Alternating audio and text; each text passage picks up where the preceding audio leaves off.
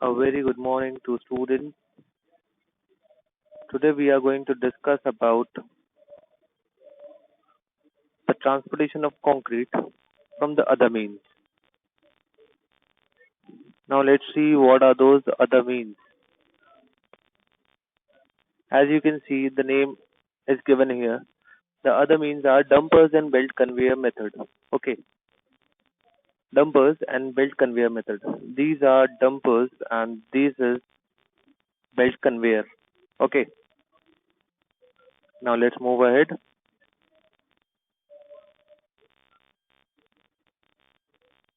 So let's start with the dumper method of transportation of concrete. Dumpers. आप देख सकते हो डंपर्स जो है एक ट्रॉली जैसी है, एक ट्रॉली जिसके अंदर बकेट रखी हुई है, बकेट फिक्स है, जिसमें कंक्रीट को हम प्लेस करेंगे फ्रॉम कंक्रीट मिक्सर और वो ट्रैवल करेगा at the required place. Okay, आप देख सकते हो वो ट्रॉली है, तो ट्रॉली कहीं ऊपर तो जाएगी नहीं, तो सिर्फ वो ग्राउंड लेवल पे वर्क करेगी. वही इसमें बताया है, dumpers are generally use for large concrete work. Obviously जहाँ बड़े कंक्रीट वर्क रहेंगे वहीं पे आपको गाड़ी यूज करना पड़ेगा, ट्रॉली यूज करना पड़ेगा, mechanically operated trolley. Okay. So dumpers are generally used for large concrete works, particularly for concrete to be placed at ground level. To be placed at ground level. तो अगर ground level पे काम करना है आपको और बड़ा massive concrete work करना है, तो you will have to use this dumpers. देखिए उसने क्या किया है, डंपर में कंक्रीट मिक्सर से कंक्रीट आया और वो कंक्रीट रिक्वायर्ड प्लेस पे हमने डाल दिया. The capacity of the dumper is 2 to 3 meter cube. Okay. Now 2 to 3 meter cube means how much? आप एक स्लैब को पकड़िए. फॉर एग्जाम्पल आपके एक रूम का स्लैब कितना बड़ा रहता है? जनरली साइज जो रहता है हमारे रूम का 3 मीटर बाय 4 मीटर और 3.5 metre by 4 metre, something like this, इतना होता है. हम 3/4 पकड़ के चलते हैं, तो 3/4 का 12. और हम कितना क्या कहते हैं, कितना थिकनेस ऑफ कंक्रीट डालते हैं? आई होप आप लोग को ये चीज पता होगी कि हम कितना थिकनेस ऑफ कंक्रीट डालते हैं. That is 100 mm. ओके, तो अगर हमने कैलकुलेट किया मीटर क्यूब के फॉर्म में, एक रूम का साइज 3/4 और उसमें कंक्रीट पुट अप किया कितने थिकनेस का? 0.1 मीटर ही हुआ ना, 100 mm मतलब. तो ये कितना होता है? 1.2 मीटर क्यूब. अब 3 मीटर क्यूब मतलब कितना हो जाता है, कितने रूम हो जाते हैं? तकरीबन 2.5 रूम हो जाते हैं. तो आपके 2.5 रूम का कंक्रीट इस की कैपेसिटी इतनी है. ओके, आगे चलते हैं.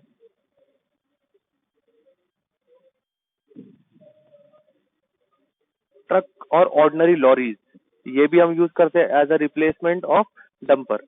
क्यों? क्योंकि इसका साइज ज्यादा है. इसका साइज बता रहे हैं, capacity of transporting the concrete is 6 metre cube.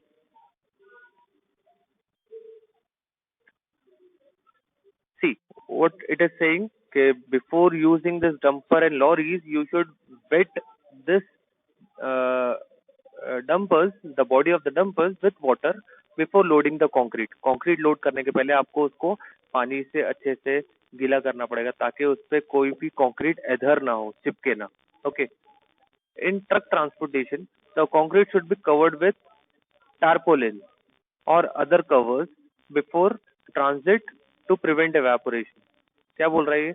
गाड़ी आगे बढ़ाने के पहले जब आपने कंक्रीट उसमें प्लेस किया, एक डंपर में, ट्रक में या ट्रॉली बोलो आप उसको, तो आप क्या करोगे? उसके टॉप सरफेस को जो एक्सपोज टू वेदर है, एक्सपोज टू सन है, उसको आप कवर कर लोगे विद टारपोलिन. टारपोलिन क्या होती है? एक थिन ब्लैक पॉलिथिन. ओके, जो आपके कंक्रीट को वेदर या सन के डायरेक्ट एक्सपोजर से बचाएगी, जिससे क्या होगा? इवेपोरेशन लॉसेस बच जाएगा. पानी जो है कंक्रीट के अंदर का, वो सूखने से, वो इवेपोरेट होने से बच जाएगा. देखो क्या बोल रहा है वो, if the location is long it is preferred to use agitator to prevent concrete from segregation and stiffening. अगर आपको लंबी दूरी पर, काफी दूर ट्रांसपोर्ट करना है कंक्रीट बाय दिस ट्रॉली, तो आप क्या करोगे? एक ब्लेड रहेगी जो एजिटेट करेगी, जो मिक्स करेगी आपके कंक्रीट को. वो ब्लेड आप फिक्स करोगे इन दिस ट्रॉलीज, ताकि कंक्रीट जो है सेग्रीगेट ना हो और जम ना जाए। स्टिफन मतलब जम ना जाए। ओके, तो और सेग्रीगेट कैसे हो सकता है कंक्रीट? देखिए, आप रोड पे चला रहे हो, रोड पे गड्ढे हैं, अनइवन सरफेसेस है, तो क्या होगा, गड्ढे पड़ने से उसके धक्के पड़ने से, जर्क आने से क्या होगा, पानी एक तरफ हो जाएगा, सीमेंट एक तरफ हो जाएगा, एग्रीगेट एक तरफ हो जाएगी, तो क्या हो गया, ये सेग्रीगेशन हो गया। यानी सभी आपके मटेरियल अलग अलग हो गए। किस वजह से? जर्क आने की वजह से, क्योंकि गाड़ी रोड पर चल रही है। तो क्या करोगे आप? एजिटेटर यूज करोगे। एजिटेटर क्या करेगा, वो ब्लेड हर मटेरियल को वापस से एक दूसरे से मिक्स करने में हेल्प करेगा और जमने से रोकेगा, स्टिफन होने से रोकेगा। This is called as an agitator which is fixed in the trolley or a dumper which is required or preferred to transfer or transport the concrete to a farther distance. Okay. Now, where this dumpers and trolleys are used? Generally, it is used at a road construction site. Obviously, जहाँ पे flooring work हो रहा है, यहाँ road बन रहा है, वहां पर इसको हम यूज करेंगे। देखिए, फैक्ट्री फ्लोर कंस्ट्रक्शन, फैक्ट्री का फ्लोर बहुत बड़ा होता है, मैसिव कंक्रीट वर्क है वो, तो वहां पर आपको ये डंपर्स या ट्रॉलीज यूज करना पड़ेगा। वेर एज रोड कंस्ट्रक्शन पर भी आपको ये यूज करना पड़ेगा। आप देखते होंगे रोड कंस्ट्रक्शन वर्क पर एक मिक्सर आता है और अपने मिक्सर से कंक्रीट को अनलोड करता है।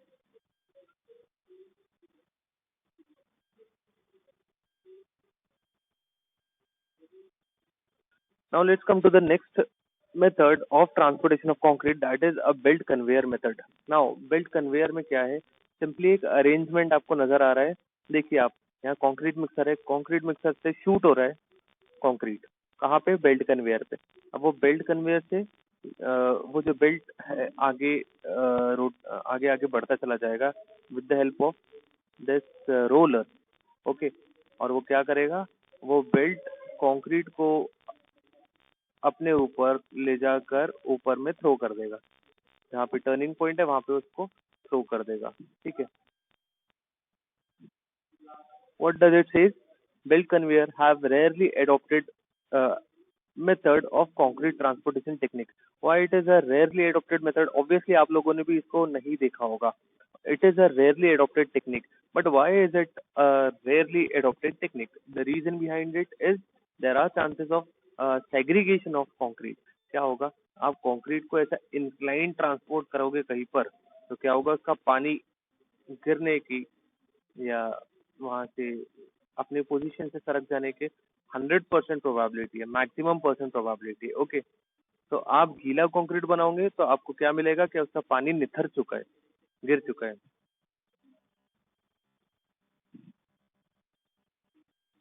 देखिए, belt conveyor is used for transportation of concrete eight an incline position. आपको फर्स्ट फ्लोर पर काम करना है तो आप ये यूज कर सकते हो। But see there are chances of segregation of concrete. कहाँ पर? पॉइंट्स भी बता रहा है वो, कहाँ पर? एट ट्रांसफर पॉइंट, यानी कि जहां से ये ट्रांसफर होगा, ये दिस पॉइंट पर, and also at the point where the roller is located, जहाँ पे डायरेक्शन चेंज होगा वहां पर भी, at at the place where the belt passes over the roller, where the belt passes over the roller, वहां पर भी सेग्रीगेशन होने के चांसेस है। क्यों? क्योंकि पानी तो निकल जाएगा और एग्रीगेट हो सकता है, एग्रीगेट रुक जाए वहां पर, या कुछ मटेरियल रुक जाए, सीमेंट या सैंड। तो आपको क्या एक सुझाव हो गया, एडवाइस दिया गया है, when you are using a belt conveyor, it is advised to use a dry mix and a stiffen mix. Okay, एक ऐसा मिक्स जो ड्राई हो, जो ज्यादा गीला ना हो, जो थोड़ा जमा हो, ऐसा ही मिक्स आप ट्रांसपोर्ट कर सकते हो with the help of this belt conveyor. I hope it is clear to you. अब देखिए, इस पर भी आपको वेदर्स के इफेक्ट मिल सकते हैं कि वेदर क्या करेगा, वेदर भी इसका पानी ट्रांसपोर्टेशन के टाइम एवापोरेट कर सकता है। ठीक है ना?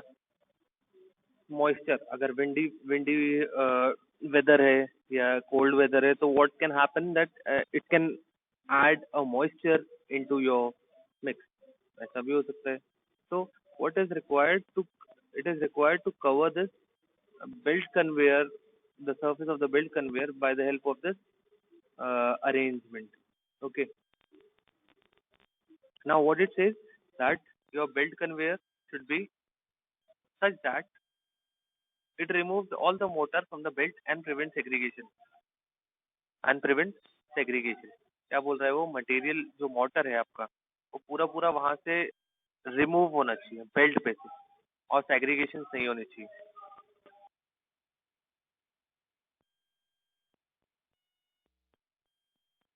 Now, another disadvantage of this method is when you are using a belt conveyor. आपको सबसे पहली चीज आपको ड्राई एंड स्टिफन मिक्स बनाना है और वो मिक्स ऐसा होना चाहिए कि वो बेल्ट और आपका बेल्ट कन्वेयर सिस्टम ऐसा होना चाहिए कि मोटर उस पर चिपक ना जाए, वो रिमूव हो उस पे से और ये पाइप के थ्रू बकेट में आए. Now another thing required in this type of operation is you need a second level of mixing. आपको वहां से निकाल के उसको मिक्स करना ही पड़ेगा. फॉर एग्जांपल आपको ये फर्स्ट फ्लोर पे काम करना है तो आप इसको क्या करोगे, फर्स्ट फ्लोर पर उतारोगे पूरा. ये तो एक अपना उन लोगों ने एक एग्जांपल बनाया है. मैं आपको एक एग्जांपल बता रहा हूँ कि आपका belt conveyor suppose ground level से ये फर्स्ट फ्लोर के लेवल पर कंक्रीट ट्रांसपोर्ट कर रहे हैं तो आप कंक्रीट को उतारोगे फ्लोर पर and then you will do a second level mixing at this place by using a work man by using a man power and then आप उसको रिक्वायर्ड और डिजायर्ड पोजीशन पे प्लेस कर दोगे.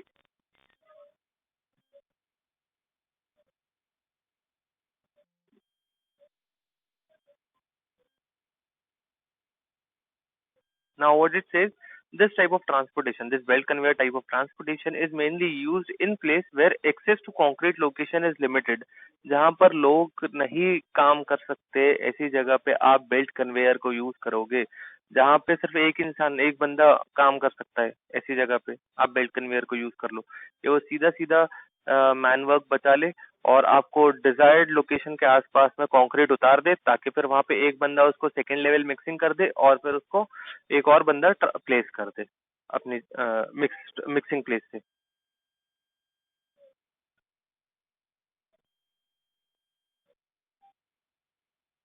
I hope this is clear to you all.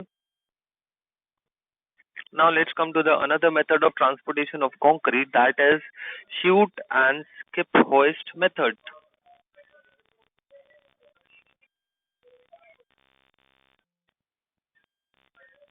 Chutes are generally used where concrete is to be transported below ground level. आपको अगर ground level के नीचे कंक्रीटिंग करना है तो आप शूट्स को यूज कर सकते हो.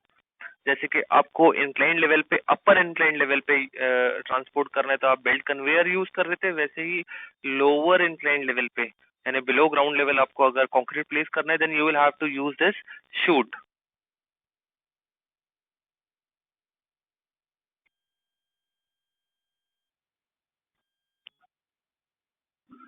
Okay, the typical chute used in construction site is shown on screen.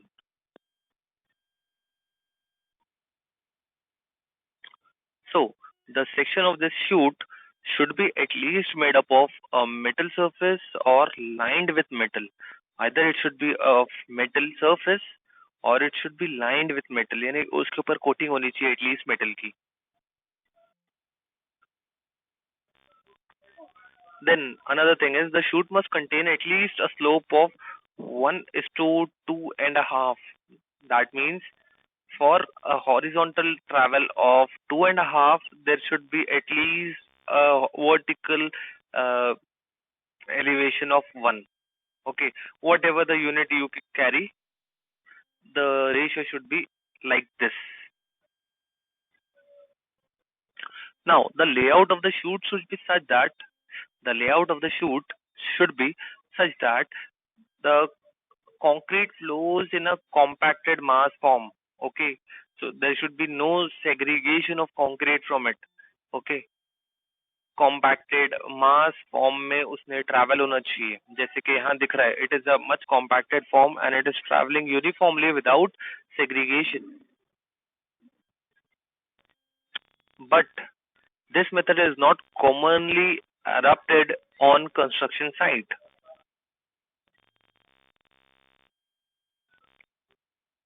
It is adapted only when there is a lack of space for movement of labor or congested reinforcement.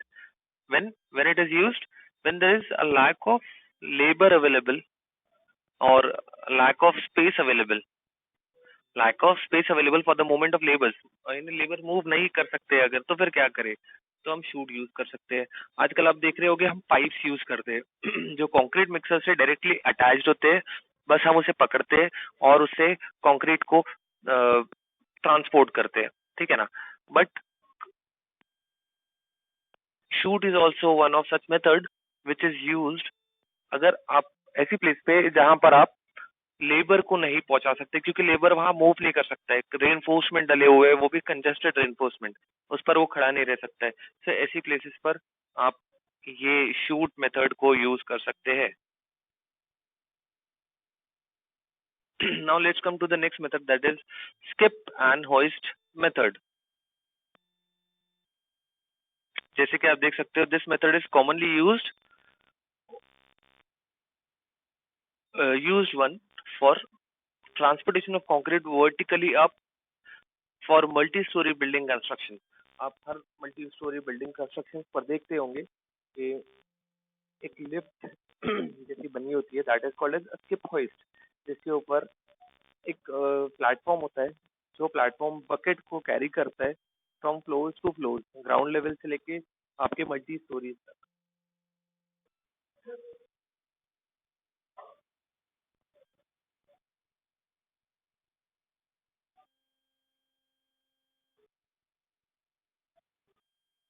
हाँ, what are the advantages of this skip hoist method?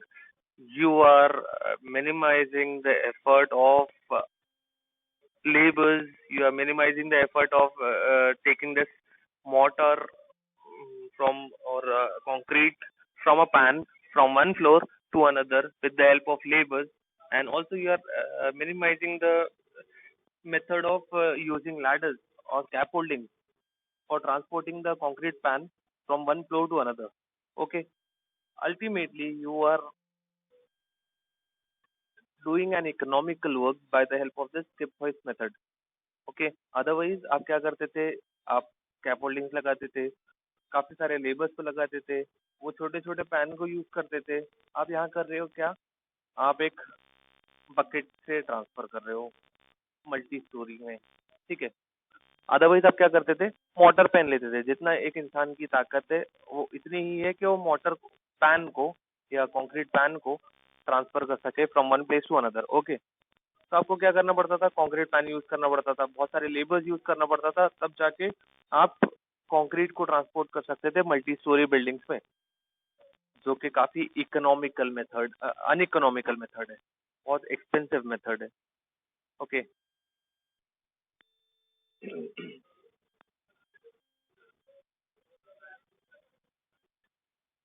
Skip hoist method आपका time भी बचा देता है पैसे के साथ साथ. ओके, अब उसमें अरेंजमेंट्स क्या होते हैं, आप सभी ने देखे होंगे, उसमें चेन लगा होता है, प्लेटफॉर्म्स होते हैं और स्किप होता है. तीनों के अरेंजमेंट्स के सपोर्ट से, देखिए आप यहाँ पे चेन अरेंजमेंट्स पुल्ली, यहाँ चेन अरेंजमेंट्स होते हैं, पुल्ली है, और ये स्किप जिसको हम कहते हैं रोप, पुल्ली, स्किप, प्लेटफॉर्म, ठीक है. इसकी हेल्प से आप अपना काम करते हो और आसानी से कंक्रीट को ट्रांसपोर्ट कर सकते हो मल्टी स्टोरीज में. Now, there are two types of skip hoist, manual and automatic type of skip hoist.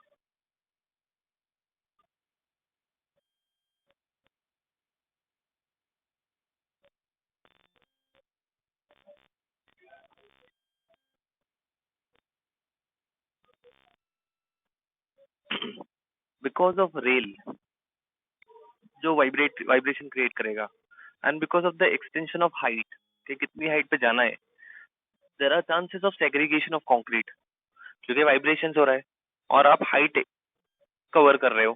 ज्यादा एक्सटेंट हाइट पर जाओगे आप तो ज्यादा सेग्रीगेशन होगा, ठीक है ना, और कम हाइट पे जाओगे तो सेग्रीगेशन के चांसेस कम है, ठीक है. ओके, अब हम मैनुअल और ऑटोमेटिक टाइप को डिस्कस करते हैं. Actually, what happens? This bucket discharges the concrete either manually और mechanically. Mechanically में डायरेक्टली वो यानी खुद से टर्न होती है और मैन्युअली में आप खुद उसको उतारते हो. ठीक है ना? So because of this segregation issue, it is advised to remix the concrete at the place of placing. जहाँ पे आपको प्लेस करना है उसके जगह पर आपको पहले उसको रीमिक्स करना पड़ेगा. जैसे आप बकेट से उतार रहे हो उसको आप रिमिक्स करोगे, उसके बाद आप उसको प्लेस करोगे. So this is it.